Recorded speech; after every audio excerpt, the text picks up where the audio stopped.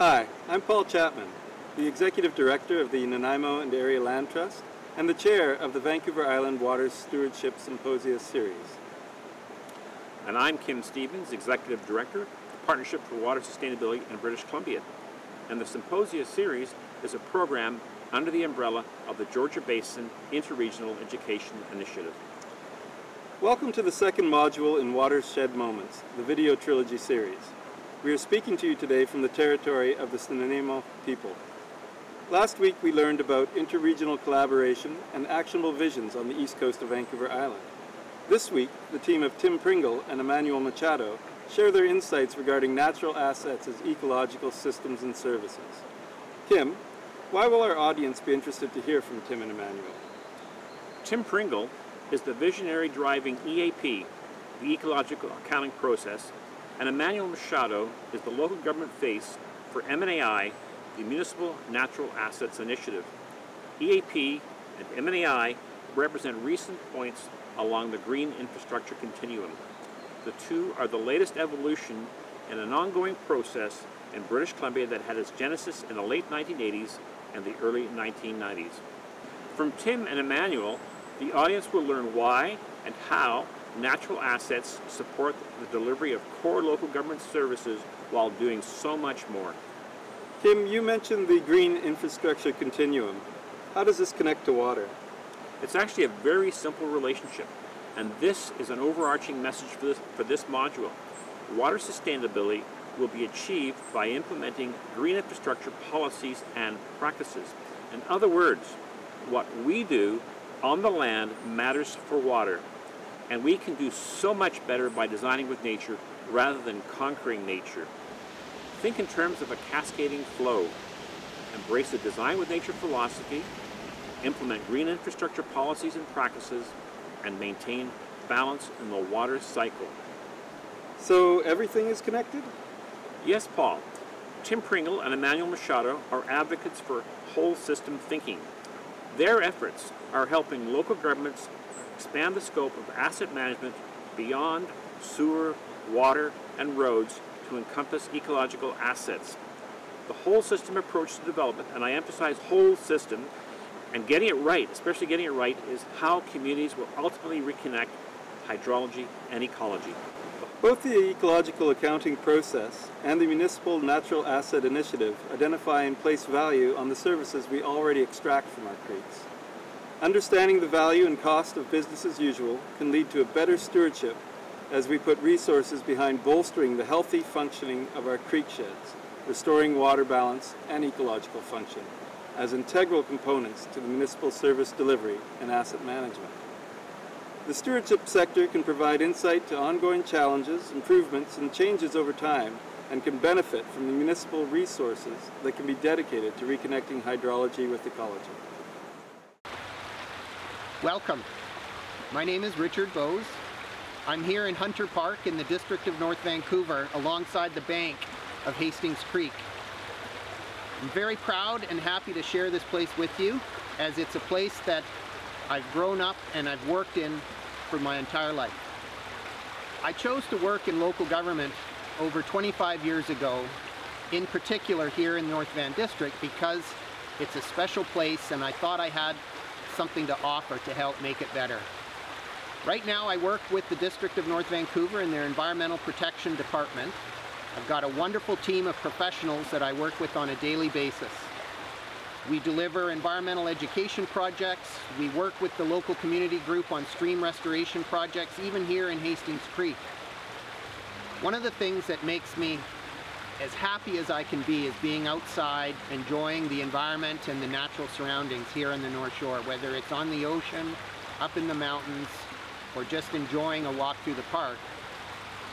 I've been so fortunate to use my science background as a geoscientist to work with all kinds of people and projects here in the district.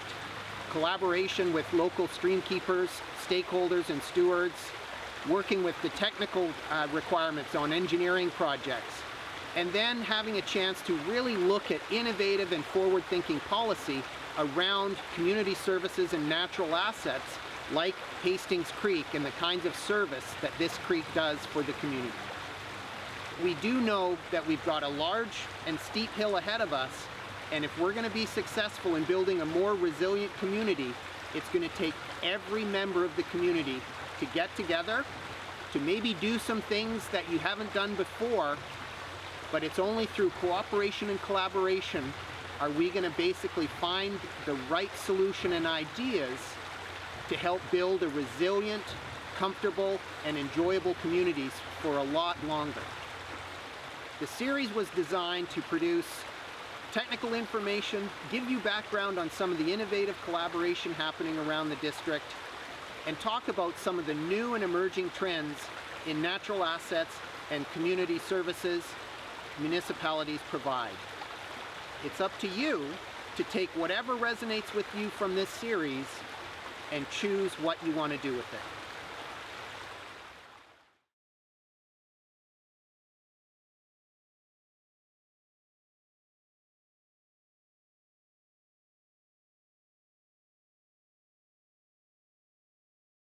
My name is Emanuel Machado, or Manny. I'm with the town of Gibsons, and I'm standing on Gospel Rock on the Sunshine Coast on the traditional territory of the Squamish Nation. I'm the Chief Administrative Officer and the Chief Resiliency Officer of the town of Gibsons, and with our staff team, we're responsible for the overall management of the town's assets on behalf of the community. Water has always been a fundamental part of my work in local government, and it goes back to growing up in the Azores, where our family was in the fishing industry, and then we had to walk to go and source our water, as in those days there was not a municipal service available to provide us like we have here today. Things we do take for granted. And our approach there is to think about insularity, self-sufficiency, and learn from very early on the importance of managing our food, our energy, and our water. Those ways of living has certainly influenced my work in local government. And fortunate for me, I'm in a position to work with the community and others to ensure the long-term sustainability of our water source. One of the outcomes I'd like to see from this gathering and this conference is that the communities on the Sunshine Coast and on Vancouver Island and beyond begin to adjust their planning at a watershed scale and ensuring the ecological integrity of the natural assets within it that we all depend on to function adequately as communities. Because our ultimate sustainability doesn't happen at our homes necessarily, or even in our neighborhood. It happens in an overall watershed scale.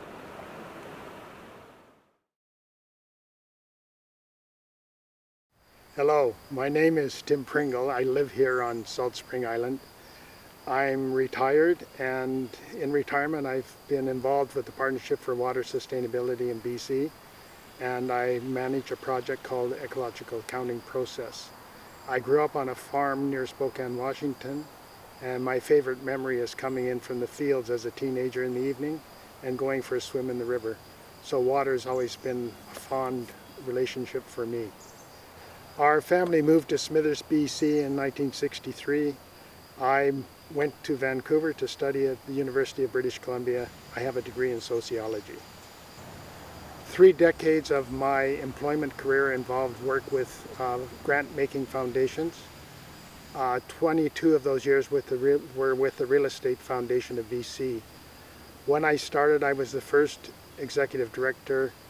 I realized that the Real Estate Act talked about land and real estate, but not ecology or conservation. I got the Board of Governors after 2 years to adopt the philosophy that use and conservation of land are equal values. My years with the Real Estate Foundation provided me an opportunity to interact with many nonprofit organizations, local government personnel, businesses, and others, people committed to wise use of our land and ecological resources. The passion of these groups, especially the stream keepers and land trust people, inspired me. I appreciated their knowledge and their expertise, and that passion is what keeps me going in the volunteer work I do now. One of the things that I would like to see come out of the conference or this conversation is that people interested or concerned about our ecological systems and how they may be protected will see that there's a lot of expertise and commitment among people who are working now. There's a lot that's positive. There's a great deal to be done. And I go back to my basic philosophy that use and conservation of land are equal values. We need to measure and manage that. We are looking at a whole system. The natural and built environments are interconnected. Without an ecological system, there are no ecological services. Two programs, the MNAI, the Municipal Natural Assets Initiative, and the EAP, the Ecological Accounting Process, are facilitating the move from awareness to action that accounts for ecological systems and services. What do you know about the EAP and the MNAI missions? Do you wonder whether they are the same or are they different? The two initiatives are outcomes flowing from the tireless determination of two pioneers, EAP Chair Tim Pringle and the MNAI Chair Emanuel Machado, to transform how local governments view ecological systems and the services they provide. Development of both the MNAI and the EAP began around 2015.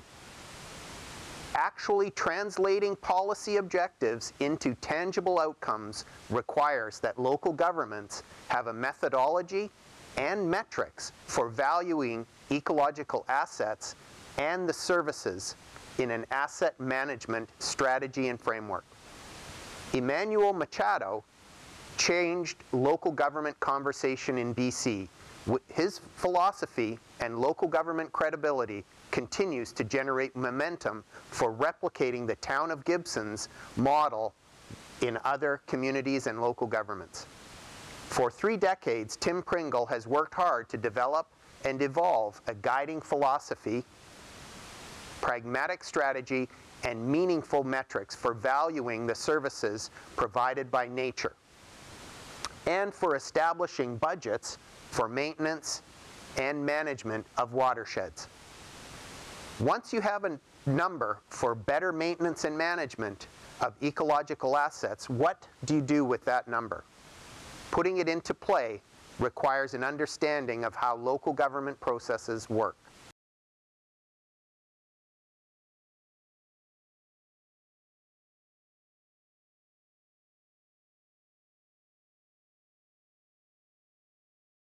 So, Tim, your process in terms of the ecological accounting protocol identifies this area that you've termed a natural commons, or natural commons. Talk a little bit about how you've developed the term, what it means, and how it's so important to the EAP process. Well, I think philosophically, several things led me to the concept.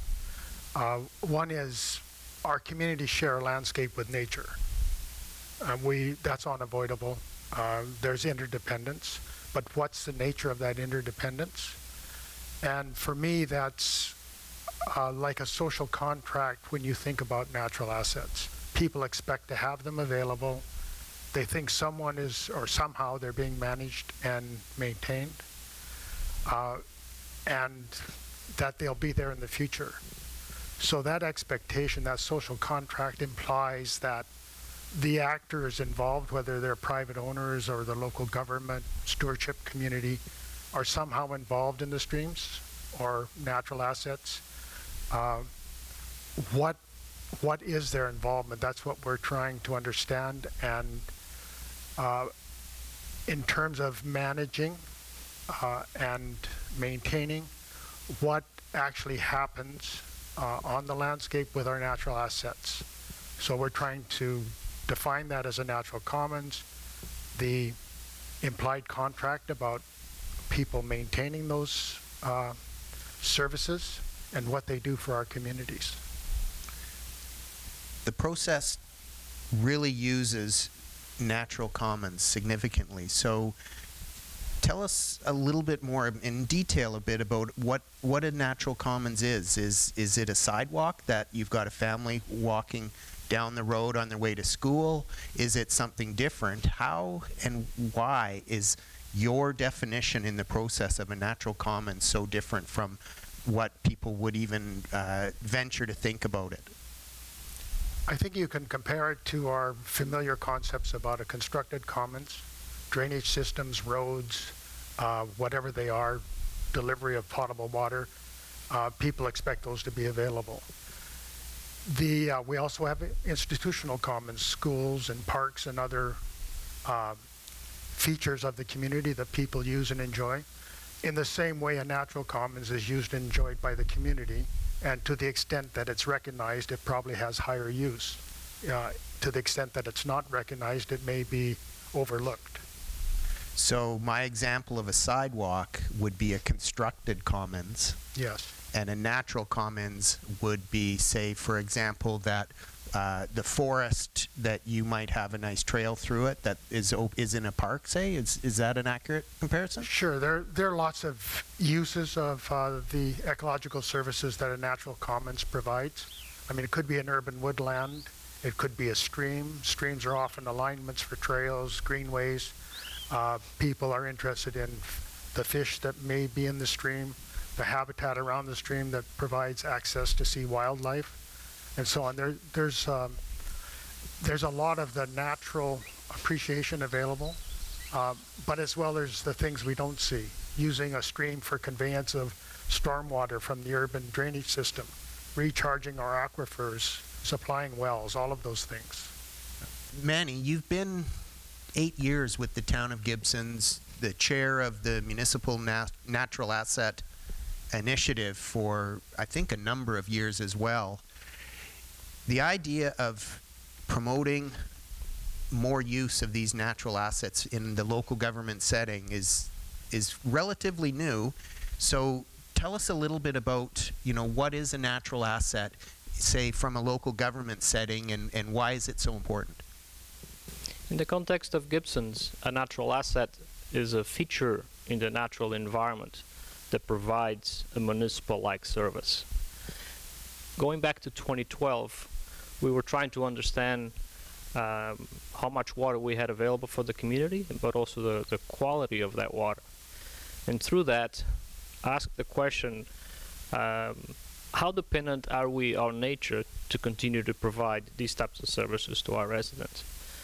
And the answer is not that we're just really dependent, we're totally dependent. Our infrastructure is interconnected and interdependent on nature to function adequately. And simply having pumps and pipes alone doesn't deliver water to folks. And we're trying to move away from simply managing individual assets and manage ecosystem services, these natural assets within the community itself. So the water and the water supply that provides potable water in the town of Gibsons is a natural asset, and maybe describe some of the challenges and why you have decided that taking this new outlook on that water has become so critical to the town of Gibsons. What led you to say we needed to do something different now in terms of the water? We were concerned about the state of infrastructure. We're noticing that our infrastructure that was built in the 40s, 50s, and 60s is decaying at a faster rate than we can afford to replace it. Nature itself is overused, undervalued, and underpriced. And nature knows no boundaries. So we're still, for the most part, operating communities on jurisdictional boundaries that don't recognize the natural ecosystems that are on the land.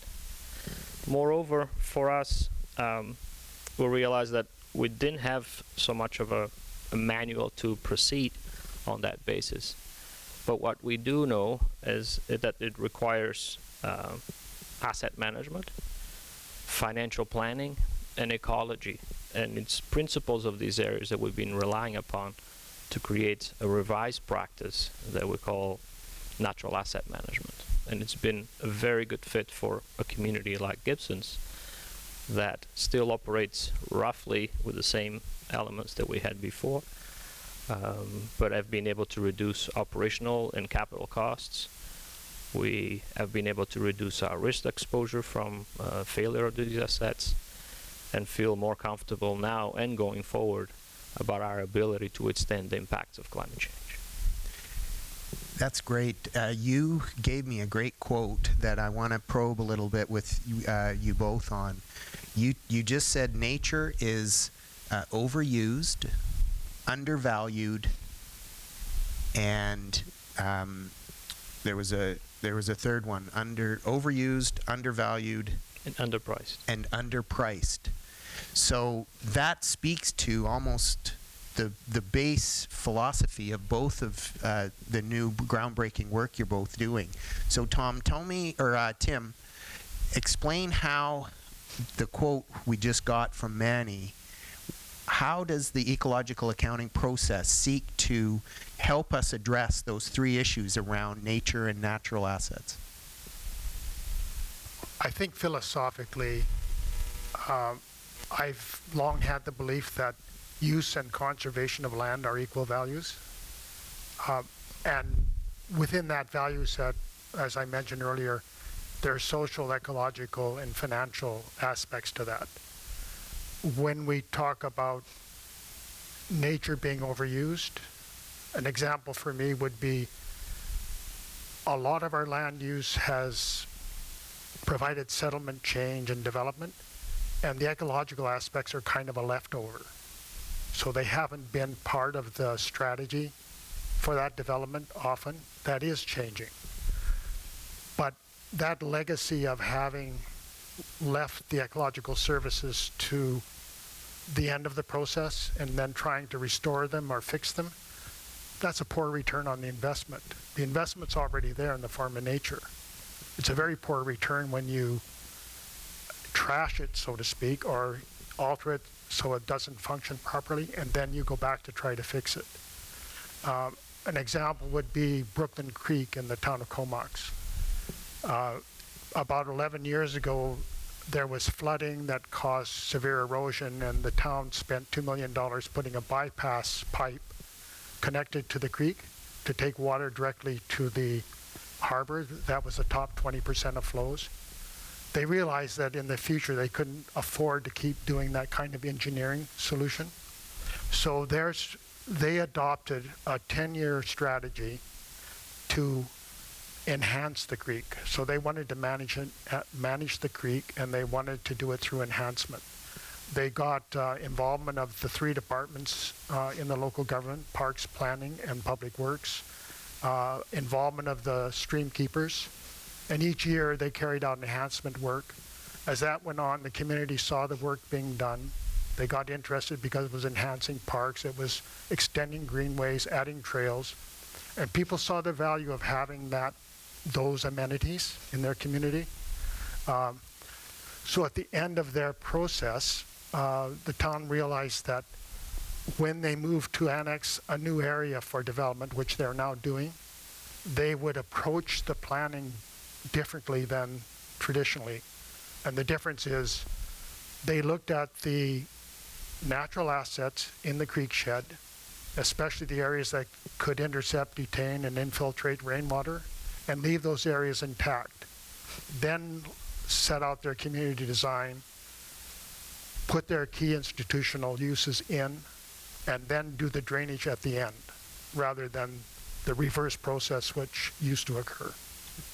So you said that the people saw the value in doing things a little differently. How did they see the value, and what value did they now see that they weren't able to visualize before? What was the value that they now saw? I think it was straightforward. They saw the stewardship community, the volunteers working with local government. There were some businesses involved. They saw, for example, a section of the creek being changed from a swale along a schoolyard or school property, putting in the winding of the stream again, putting in the riparian area, making sure that that area could host salmon spawning. And the community sees the work going on. They talk to their councillors and say, what a great job to be doing this. And so the values are, they're primarily social at first, but they translate into economic values because the maintenance of the stream, the onus of maintaining the stream is reduced by doing these ecological improvements. Right. So it's what makes it such a difficult subject, right? The community sees some perceived value through the aesthetics of making a change. And it's intuitive. People would like to look at a nice meandering stream with riparian vegetation that's lush and healthy.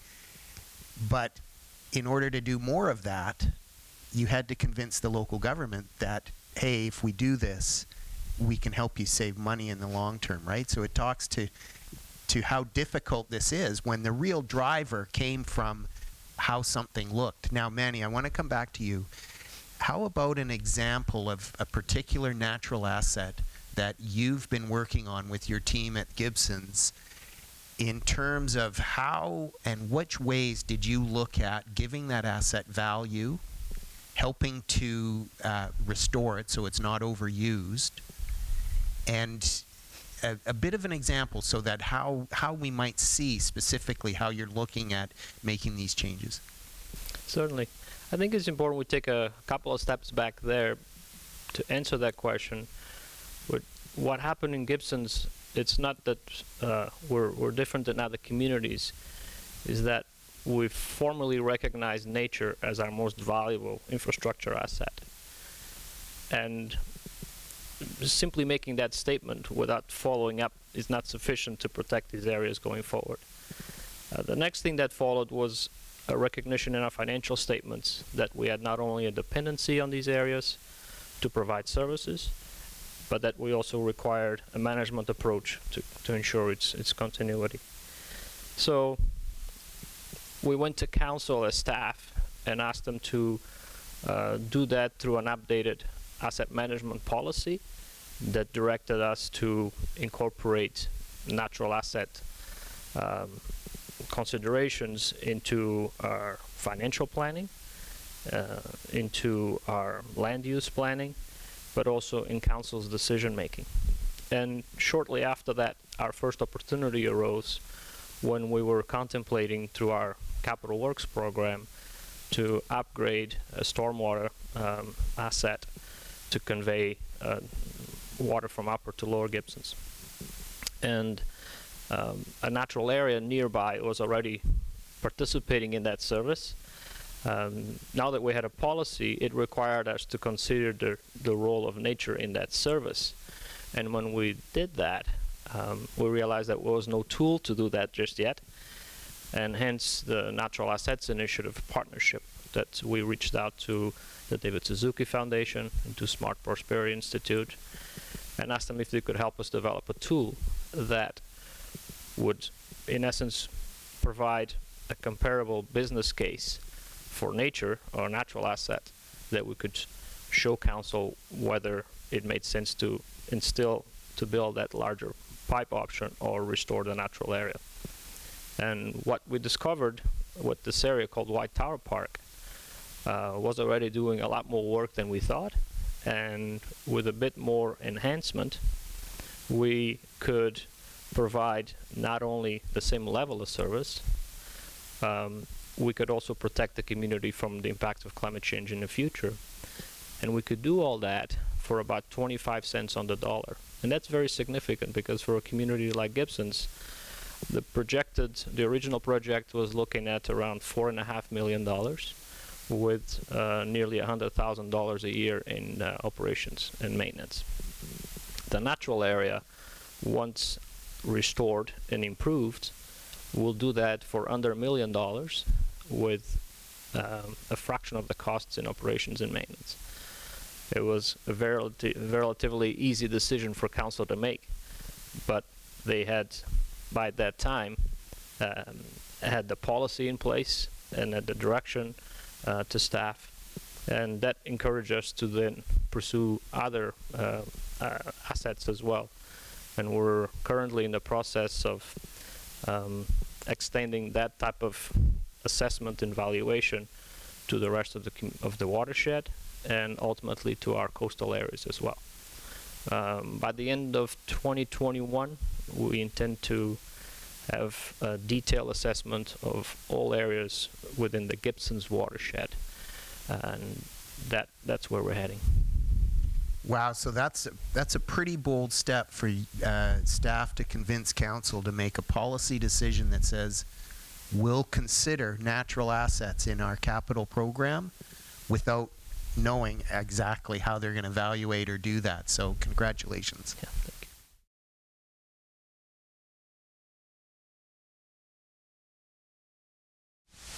So we've heard from Manny and Tim around how the ecological accounting process and the municipal natural asset initiatives are helping local governments, communities understand the value of these natural assets.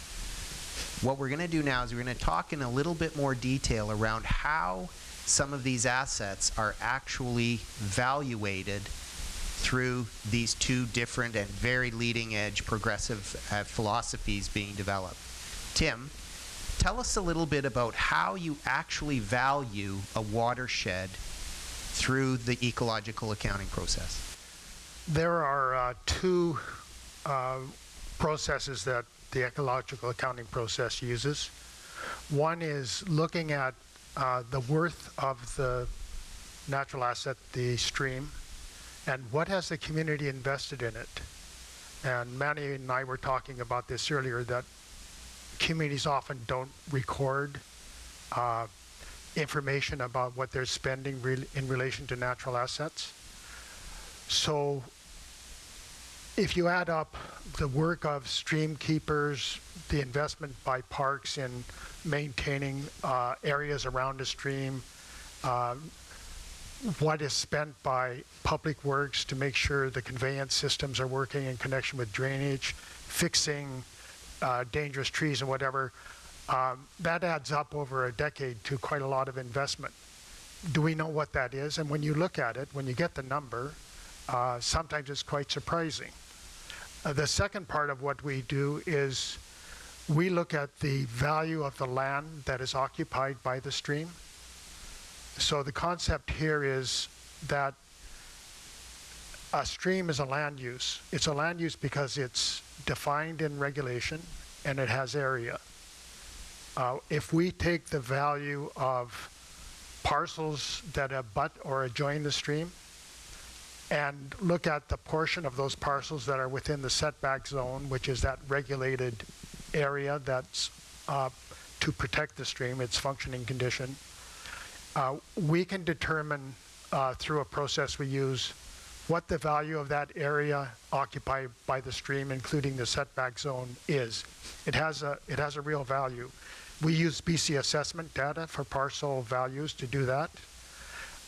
And then we express that value in terms of value per meter square or per lineal meter for some segment of a stream, or it could be the entire stream. It's a way of saying to the community, this is a real asset. It does have a capital value. If you know what that capital value is, you can look at a rule of thumb for maintenance, say 1% of value. You should spend at least that as a community annually to maintain and manage the stream. So that's kind of the framework of our evaluation through ecological accounting process.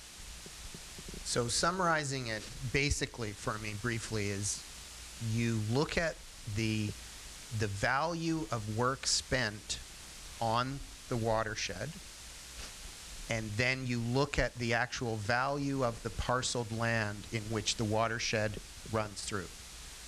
And then you're developing a formula that inputs that value in terms of dollars, is that correct?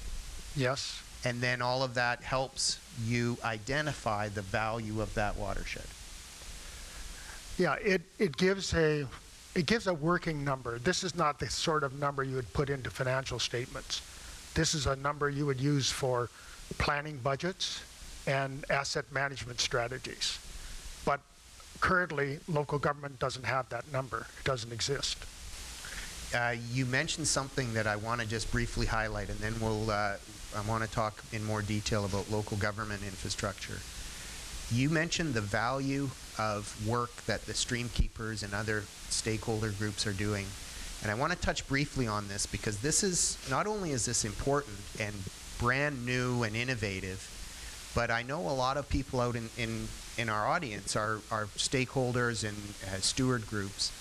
So I want to just emphasize the importance of this work you're now doing, in that there's value in all of this work. This is no longer a pursuit of pastimes or hobbies. This is actual important work that should be coming in front of your local government and help to determine the various aspects of operations planning, capital planning, and all of that. So again, what we're seeing again is just one of the very new and innovative ways that the two leaders here are pioneering new work, in that we're actually finding a way to use this tireless work put in by the stakeholders and various community groups that work on these watersheds in the actual valuations of the worth of these really important assets. Manny, so what I'd like to have you elaborate briefly on is how and what kind of a framework or methodology has Gibson's used in terms of, you talked a bit about a storm sewer pipe and a replacement project. So speak a bit about how you valued that particular asset in terms of this natural asset lens.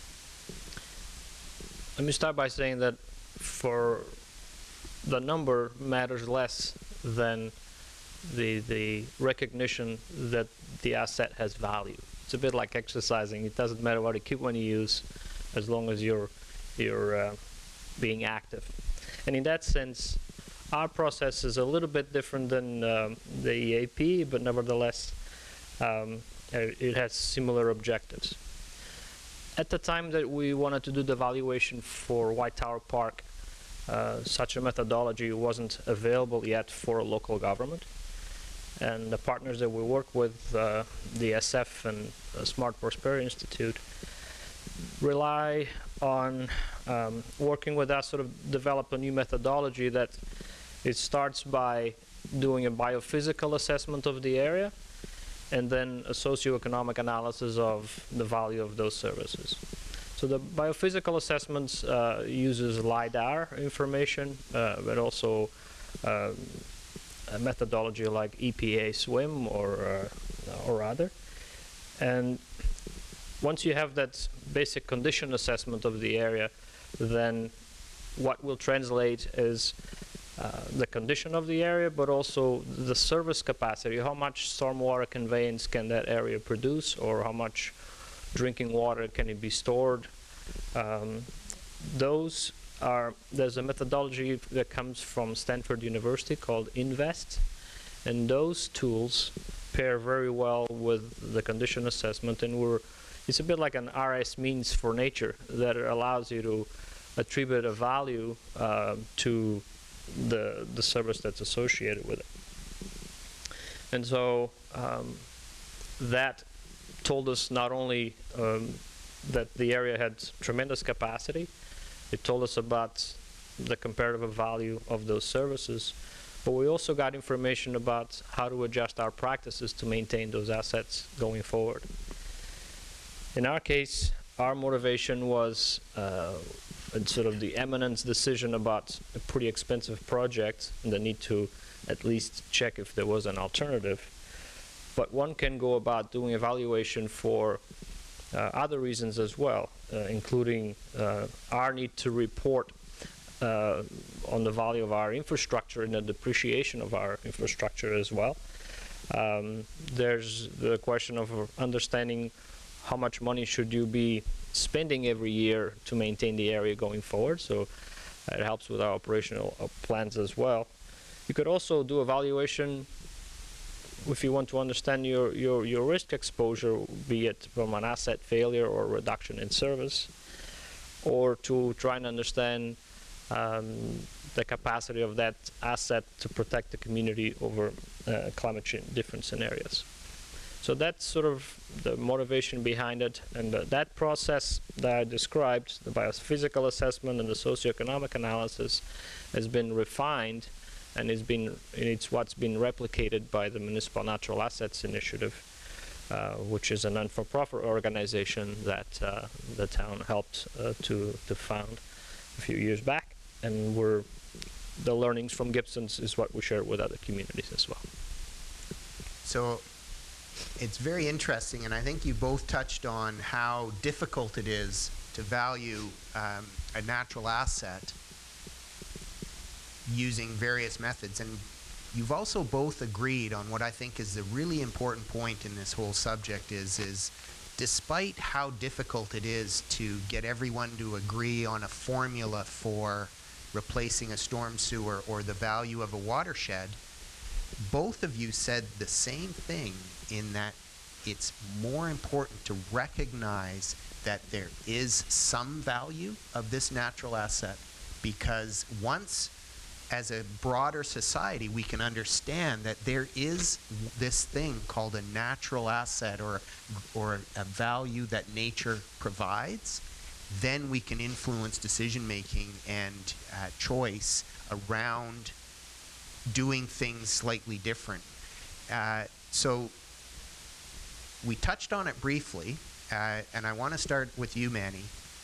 How was the notion of this, there's social well-being, community, healthy well-being, the feeling that one gets in walking beside a healthy stream or a nice wetland, how do we manage to include that kind of feeling in your process?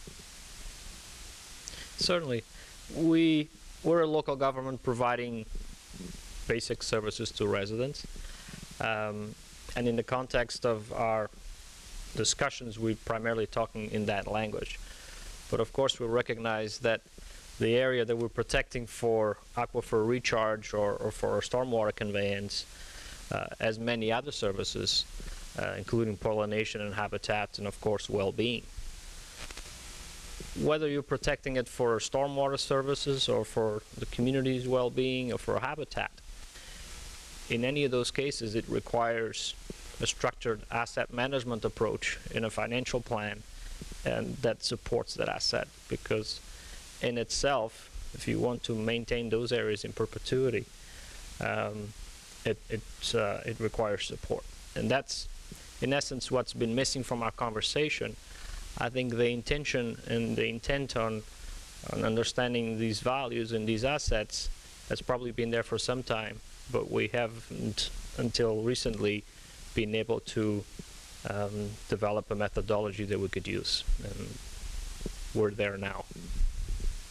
Tim, you mentioned in some of your earlier discussions around the EAP, the community saw the value. And you also mentioned that some of the framework around the valuation process used in the EAP uses parcel value and land value. Do you think in some way that your process includes this social outlook in terms of the value of the land, given that the value of the land, you would think intuitively, would be higher in an area where people feel better because of the healthy watershed? Do you think that's true? I'm not sure you could attach value to the amount of well-being that people perceive around a natural asset. But going back to the concept of the natural commons, the elements there are residents and property owners have equal access to this natural commons and the ecological services it provides. When you try to value that from the point of view of parcels along the stream, if you carry that concept of shared responsibility or shared access, then a property owner who abuts a stream, and all property owners along the stream for its length, have an obligation not to do harm. So that's a principle that tells us that the social values include how people perceive the stream and what they do around the stream within the regulation or beyond the regulation. And our valuation process, where we're looking at parcel values and determining what we call the natural commons asset value, we reach a number, and that number represents a shared amount for the parcel owner and a shared amount for the community. It implies a social contract. No harm will be done, hopefully, and maintenance and management responsibilities will be shared. So from a local government strategy point of view, if they have an EAP valuation and it says the stream is worth $5,000 a meter, whatever that number is, it implies also that property owners will cooperate on maintenance and the local government will take steps to maintain the property, including those areas that are owned privately. Now, we're a long way from making that work well, but that's the direction it should go. So you mentioned something else really important that I want to just touch on briefly. You mentioned this concept of not doing harm or creating a lesser value of this resource or asset. To me, it's again another really important part that the steward groups and community groups will play, because typically local governments have relied on the stewardship groups to repair harm, do outreach and all of that. But now we're saying that this is so important in this asset that these stewardship groups and all of that outreach they have been doing should be transferred and become part of everyday operating protocols for local governments. We've heard a lot about the valuation of natural assets from a local government perspective, specific examples from the town of Gibsons. We've heard Tim talk about the ecological accounting process in terms of valuing the worth of some of these watersheds that they've worked on. Brooklyn Creek, I think, was mentioned. I got to play a little devil's advocate here, and being also from a local government, I know there's already lots of legislation around the protection of natural assets like streams and wetlands, species at risk. I'm going to ask both of you, in your own specific perspectives, why don't you think that legislation is enough to protect these natural assets? If it's not enough, why? And maybe in turns, you might be able to add some ideas on how or what kind of changes you might want to see. So why don't we start with you, Manny? Local governments, we're subject to ensuring that we're compliant with federal and provincial legislation, the Fisheries Act, the Riparian Areas Regulation, that all afford protection around natural assets. Is that enough? If not, why? And give us sort of some of your thoughts and feelings around those regulations and natural assets. Certainly. I don't believe that's enough. We certainly got the requirements and some responsibility, but got very few tools to do that work. In general, I think we have two issues to address. One is the issue of scale, and the other is the issue of governance. As I mentioned earlier, nature itself knows no boundaries, and if you think about a cubic meter of water that travels from the top of Mount Elphinstone in Gibsons to the Gibsons Harbor, it travels through 10 different agencies with various policy areas associated with it, and nearly all of them affect how that cubic meter of rainwater makes it to the ocean. And so the town of Gibsons is a minor player in that discussion. That is one of the reasons that we have proposed a different governance, because I believe that for local governments to do their job responsibly, we need more permissions to work at a watershed scale itself. And our proposal that we're working with our neighboring communities on the Sunshine Coast envisions, as you mentioned, recognition of citizen science and the role that they play. Of course, indigenous knowledge is a fundamental part of that, but introduces the co-management of natural areas ecosystem services within the watershed itself. Today, we don't have that. We have independent agencies that are managing primarily just their own focus areas, irrespective of what happens around that. And that is, I think, what we need to address. Tim, the ecological accounting process, again, uses a methodology to value the worth of a stream or a watershed corridor. Those corridors are in effect mainly determined by setbacks, which are then determined and governed under provincial regulations. Do you think those regulations are important enough, or do they provide enough protection to afford the kind of value that a watershed needs to provide the community services needed? Not an easy question to answer. That's why I gave it to you. Well, first of all, the Streamside Protection Act came into force in the early 2000s. A lot of our settlement development took place before that time. If you look at the setback area along a stream, you get a riparian zone, but the stream was a riparian ecosystem, which is quite a different kind of asset. So a riparian ecosystem with all of its wetlands and woodlands and so on has a complete capacity to handle rainwater and get that into the groundwater system and so on. The riparian zone doesn't have that capacity.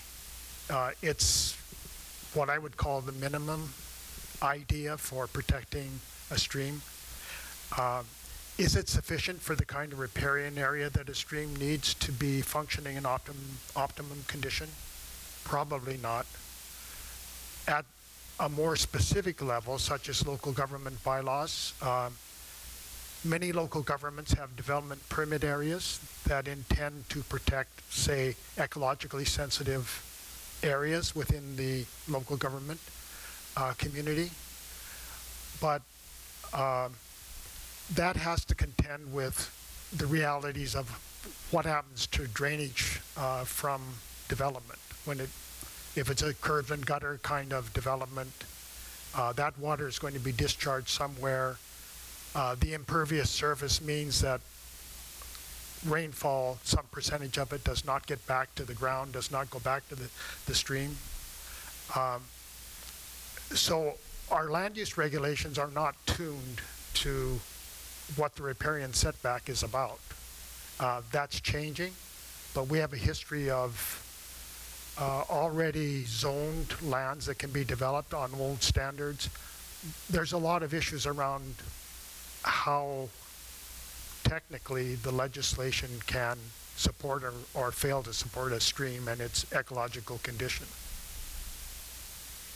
So I'm glad, Manny, you mentioned the importance of First Nations and the indigenous knowledge around some of these watersheds. From a local government perspective, where I've put a lot of time in, it's one of the most important omissions that I see currently emerging around why a piece of legislation, for example, like the Fish Protection Act and the Riparian Area Regulation, because it basically says that a local government can facilitate building permit or projects for development as long as they stay this far from the high water mark or the top of bank. So nowhere does a local government have the ability to look at or take into an account the cultural significance of a particular watershed from a First Nations perspective. So I would agree that I think there would be some important dialogue needed at both the provincial and federal level to begin looking at how these legislation pieces that govern setbacks and corridors and greenways need to really embrace a broader perspective. I'm really interested, Manny, in your you've talked a bit about proposing a new governance model and things like that. So Manny, in terms of what you think you would like to see changed, why don't you look at the ecological process for watershed valuation and worth, and maybe you might have a few questions for Tim in terms of how you might see the ecological accounting process help you move your vision for a new governance model forward. On that aspect where the EAP would be helpful to Gibsons as well, would be for us to have a better understanding of the value of the land, as in relation, the EAP is based on assessment data, and we also use that data for taxation purposes, for example. One opportunity perhaps would be to look at the taxation that we impose as local governments, and whether there's an opportunity to recognize those values that we speak of and give us the ability to compensate the landowner for preserving that asset. That's a tool we don't presently have, and I think that it could be helpful for us. And in that sense, that's where the EAP in that scenario would occur. We, through the earlier work around the aquifer mapping, what we discovered was that the extent of the aquifer goes well beyond the town of Gibsons, and in that sense we think it's a perfect example to bring in the 10 agencies that I mentioned that operate over that same area, so that we can all work from the asset management plan for that natural asset, including having the protection that needs to go with it. One example that we did there in Gibsons was to enact a development permit guideline and a requirement for the protection of the aquifer, and it was relatively easy for us to implement that regulation over the town's proper boundary, but it's much more difficult to encourage our neighbors to do that, and particularly when they are provincial agencies or federal for that matter. You talked about the way of incorporating taxation and valuation, and I've had this interesting thought: is we all know from various purchasing methods that items and assets that are sought by a community that are taxed highly are treated differently. Do you think, Tim, in the EAP there might be an opportunity to look at even some scenarios where you might work with a progressive municipality, say like Gibsons, and look at maybe some modeling that would look at what would the result maybe be if we were, say, taxing harmful behavior to the watersheds and then the resultant cost to the watersheds? Would it be too difficult, or what do you think about that idea? Well, the definition of harmful behavior would be the first problem. What exactly is that? I think we have some evidence of what harmful behavior can be, but it's different. It's a very different case for, say, a large area versus an individual parcel in a residential zone. And then somebody who's dumping paint in the stream is a pretty obvious harm doer. But a decommissioned road, a road that is, let's say, facilitating erosion and isn't decommissioned, is another kind of story. But a very specific example would be, and this is not about harm specifically, but we're doing some work on Boker Creek in the Capital Regional District, and it flows through Saanich, District of Saanich, City of Victoria, and the District of Oak Bay. Some areas are slated for enhancement, and properties encroach on the stream because of very old development. Sometimes the parcels go right across the stream. Existing buildings are not at the right setback position. So if enhancement takes place and the riparian setbacks are taken out of a latent state and made active. How does the local government deal with a number of property owners who lose some area, potentially, that they can no longer develop, so that's a loss on their value? Their existing buildings are too close to the stream. Does that mean that they would have to be dealt with, or what kind of compensation might take place? So the idea of what's harmful depends on the circumstance, whether it's old development or development after regulation, and the individual challenges will be attached to parcels and the ownership of those parcels, whether it's forest land or agricultural land or residential land and so on.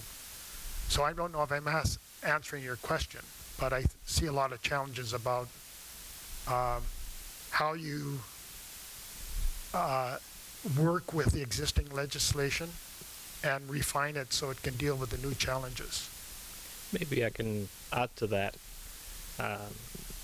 We prefer, I think we try to use more of an appreciative inquiry to our response, and rather than sort of penalize or try to sort of pursue those that are doing harm, we see a lot of value in enhancing what we know works well. And I think it's also important that for everything that we're talking about here, the challenges that we have coming at us from a climate change perspective, as an example, is going to require very different thinking that we're applying today.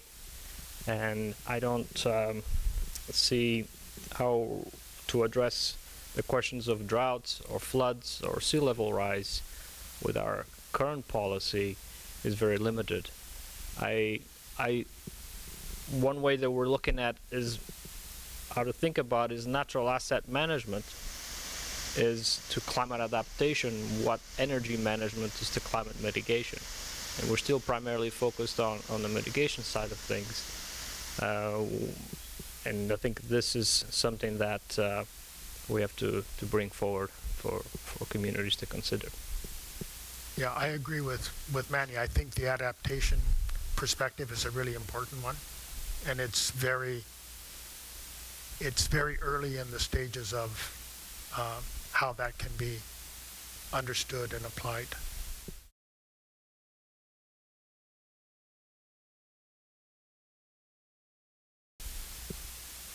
So we've heard from the two pioneers in the field that while the provincial and federal legislations are present and afford some protection, the field of natural asset management is changing so rapidly and quickly, and is incorporating things like cultural knowledge, social mental health and well-being feelings around being close to these natural assets. So we need to move things in a different direction, and we're fortunate that we've got these two pioneers that are leading some extremely important work in this field.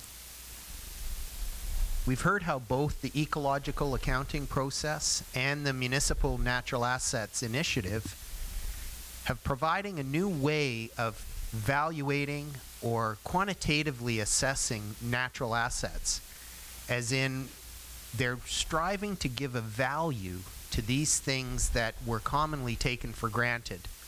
So Tim, the EAP produces values of worth on these watersheds. Tell me how you think these values will be used, or how important are they to the stewardship groups? The values are derived in the context of the natural commons concept, and by having a value for a stream system, the actual corridor that's occupied, the land that's in the setback zone, we define it as a land use. So by having that definition and a value, it gives the stewardship community an opportunity to argue that ecological services are as important as other land use activities that local governments must deal with. The other part of the value is the worth of investment that's been made by the stewardship community and others in maintenance and management of natural assets. That's overlooked often, and if that number is produced, it starts to put a very positive outlook on what communities are doing to protect their natural assets. Manny, you've put so much time and effort into the MNAI that you must see something very important that local governments are maybe currently missing or could take from the work you're doing. So explain a little bit about how important you think these kinds of natural asset valuations are to local government. Well, they're very important, and it's fundamental that they are incorporated into financial planning. Financial planning is part of asset management, and so when you do a valuation, it's within that context to start with. In our case, our numbers were used to plan a capital project, but that led to changes, other financial related changes as well. We were looking at it from the perspective of risk. Part of the reason to do those works was to reduce the likelihood and the severity of flooding events. And so just for that reason alone could be a strong motivation to take action. Also from a climate change planning perspective, it's important. We have both financial reporting and financial planning requirements. So on the side of financial reporting is in essence what we report under Public Sector Accounting Board Standard 3150 requires to report on the depreciation of the value of the infrastructure that the municipality owns. The challenge is it's not easy to do that with a natural asset because it's fundamentally different than an engineered asset when it comes to finances. There's no upfront costs, there's no financial depreciation, there's no replacement costs. It has lower operational and capital costs. It can even be carbon neutral or carbon positive. It could last in perpetuity if we maintain it properly, and it offers multiple benefits. For all of those reasons, I'm still surprised that there's communities today that don't manage their natural assets from a financial perspective. But those are the foundation, the primary reasons why we decided to take some initiative there. So I think both your involvement in the work you're doing has made it quite clear that there's a need to revisit traditional financial planning in terms of looking at natural assets used in green infrastructure. Let's spend a little bit of time and touch on some of these other benefits other than financial planning that you think might benefit or come around from this new way of looking at things. Tim, you've talked around a lot of this perception of worth, and what does that mean?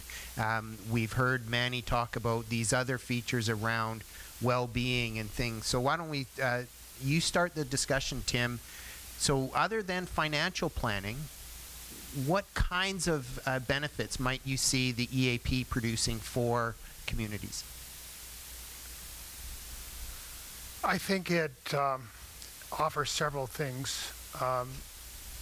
It offers a view really on the use and conservation of land as being equal values, and talked earlier about the social and ecological and financial implications of that. The system's perspective on natural assets is very important. That indicates that it's important not to be concerned only with a particular area where there's an issue or problem, but to understand that in the context of a system and take the measures that are required to deal with risks and opportunities in that context. Local government also is getting a lot of benefit from the work of the stewardship sector, both in terms of their volunteerism, their expertise, and also the fact that they help raise funding to carry out some of this work that's required to appreciate what the natural assets offer in the community. Manny? A lot has come since 2016 when we understood the value that we were getting from a small parcel of land within the core of Gibsons. What followed from there was changes to almost every plan that we have, starting with the official community plan. After that, I think there's an important element here, which is for communities to understand the relationship between what they ask developers to build and their ability to maintain it as well.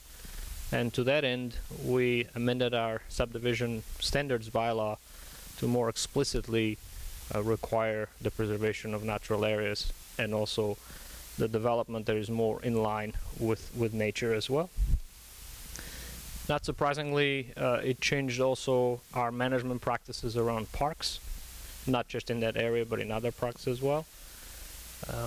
It led to changes to our stormwater management plan, because we've moved away from simply conveying water to using a more of a sponge-like approach, and that a lot has come from that plan as well, and motivated us to expand the valuation to the remaining portions of the town, including our natural areas.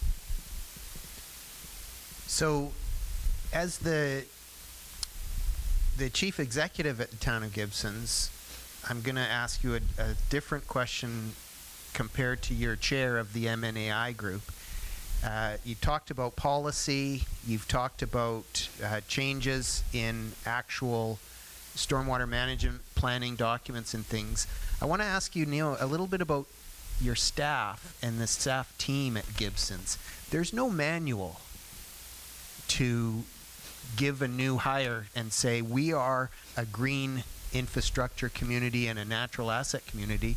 So what changes take place at a staffing level, or how do you perpetuate this this new way of looking at amongst the staff at Gibsons?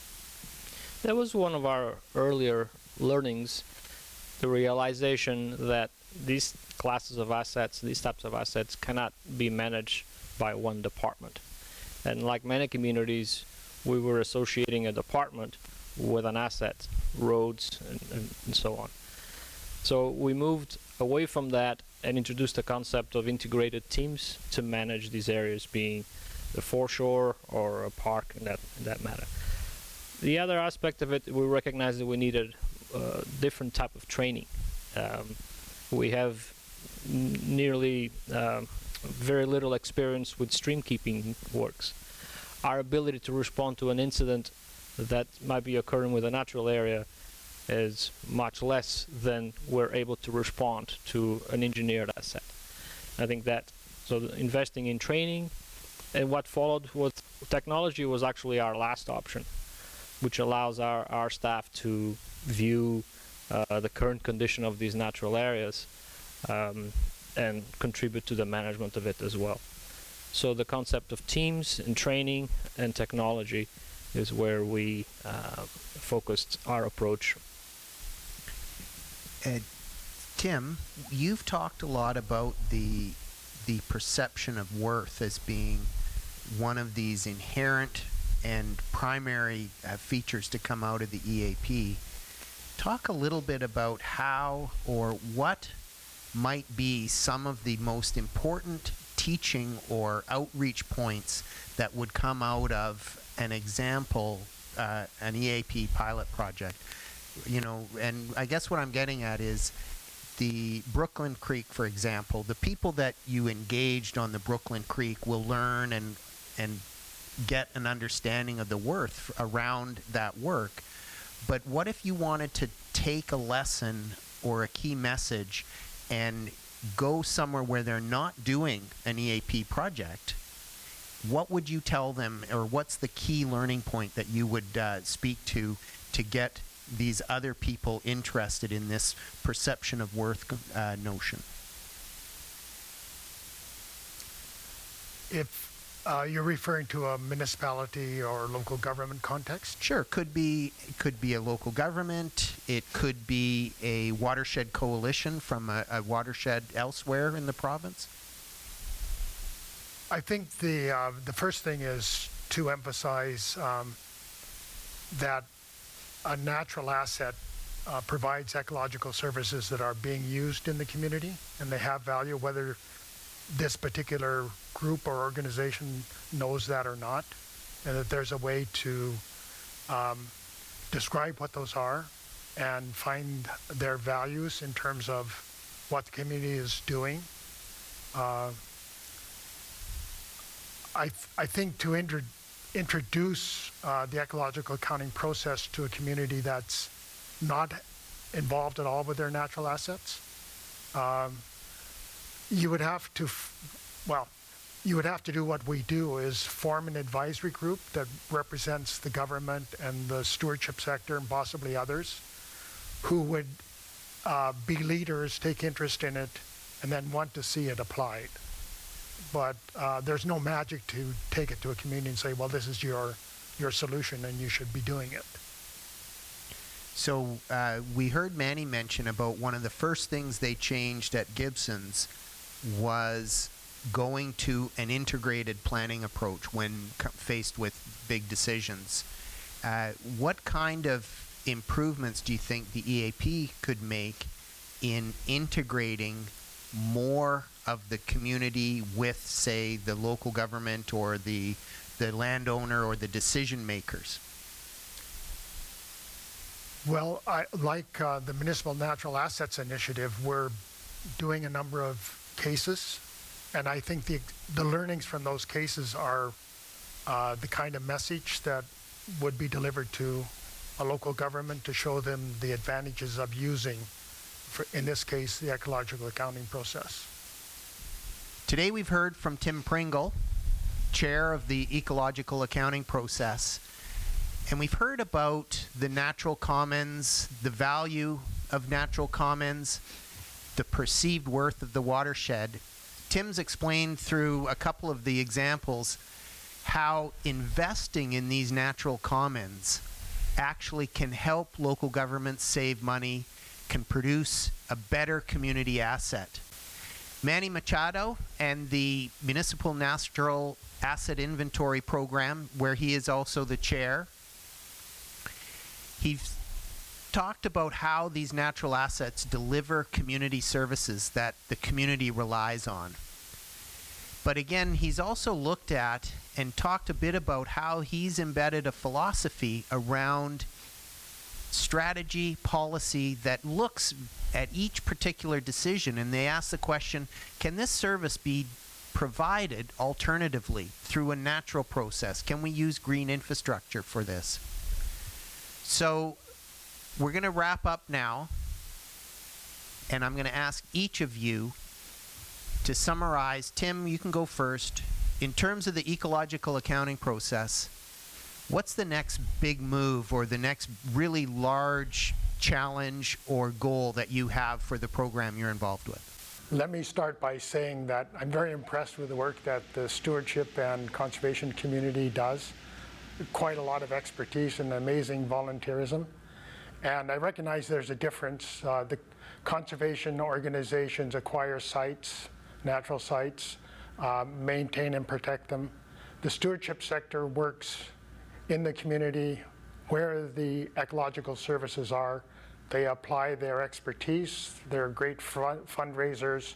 They're great collaborators to carry out the maintenance and management that may be needed for an asset such as a stream. So some of the ways I think the ecological accounting process can assist the stewardship sector, there are several.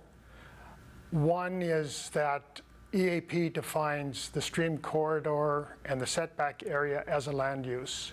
It can be measured, it's defined in legislation. When you look at it from that point of view, it implies that the stewardship sector is involved in improving or influencing land use and how it affects streams and natural assets.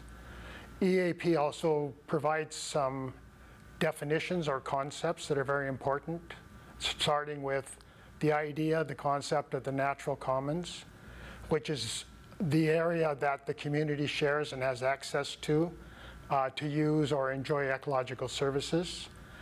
Second concept is the package of ecological services, which are the many ways in which natural asset can support the community, residents and property owners.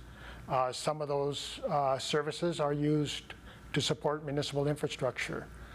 Also, the ecological accounting process calculates the worth of a stream, and that's the investment that the community has made over time, say a decade or more, in protecting and managing a stream. Often those numbers aren't calculated or tabulated. Having them gives the community an opportunity to realize that we have this asset, we are investing in it. If we know the value of it, we would know how much perhaps to spend annually to maintain and manage it. To get that asset value, EAP looks at the setback area, that is the regulated zone along the stream, plus the stream corridor itself, calculates the area, uses BC assessment data to reach a value for the setback zone, and that can be used then in preliminary budgeting processes and planning processes. So I think I would just wrap up by saying that the stewardship community does an amazing job, and I think they are the players that are mission-driven, work on the site, on the asset. They support the local government, and unfortunately local government is a responsive organization.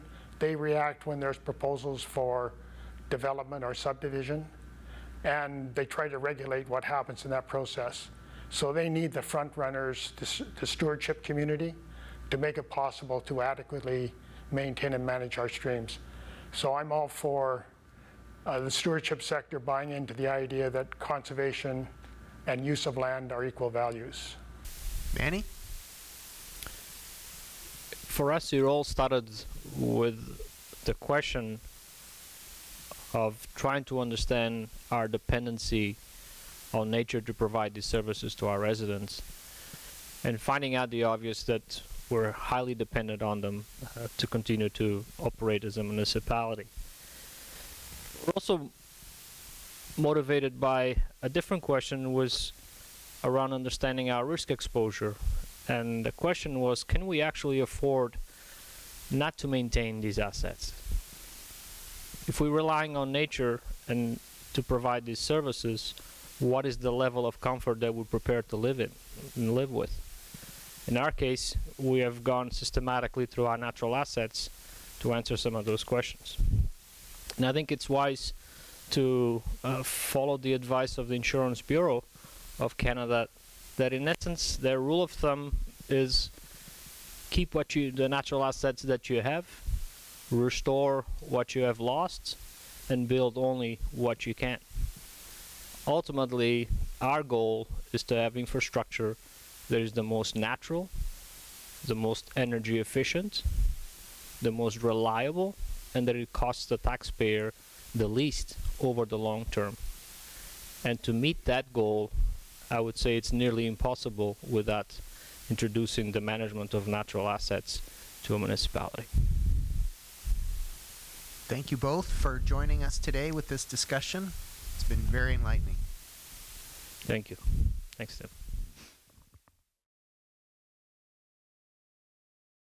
Today we heard about the EAP and MNAI processes and how they help local government understand, value, and sustain healthy watersheds, and the vital role of stewardship groups in our water balance future.